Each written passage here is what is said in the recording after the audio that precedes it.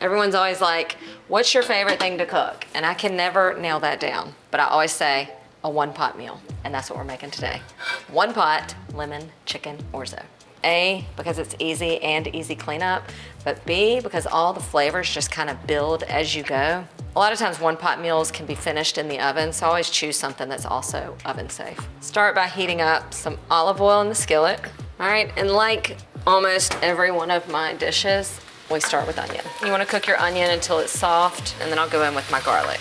The thing about one-pot cooking is it's really all about the method, and once you nail that down, you can switch out ingredients however you want, play around, get creative in the kitchen.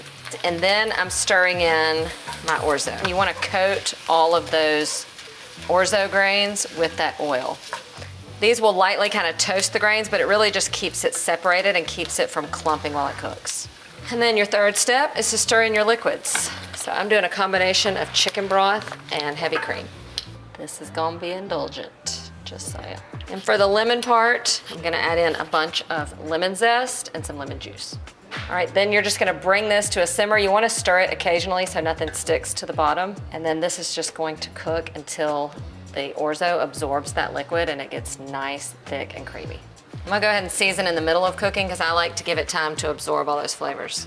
Just before it's almost done is when you wanna do your add-ins, which is your next step. So for this, it is just some cooked chicken. This is the perfect time to use any leftover or rotisserie chicken, and some spinach. And then all you have to do is cook that until everything is warmed through. Look how good that looks. And then your final step is just to put the finishing touches on. So for me, it's gonna be some cheese. So I've turned off the heat because I don't want it to cook or stick anymore. I'm going in with some fontina, some parmesan, a little salt and pepper.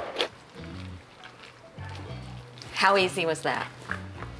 Let's dish it up. And I'm gonna finish it off with a little chopped parsley and a little more cracked pepper. That's a hearty serving. Fresh grated parm. And I love lemon, so I'm going in with more lemon zest, black pepper. I wish y'all could smell it. It's gonna be good. Oh my God.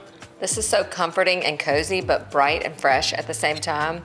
It's definitely indulgent, but I'm telling you, this is a perfect dinner that is easy enough for a weeknight, but awesome enough for company. You've got to make this recipe, or at least try out that one-pot method, and let me know what creations you come up with. It is really good.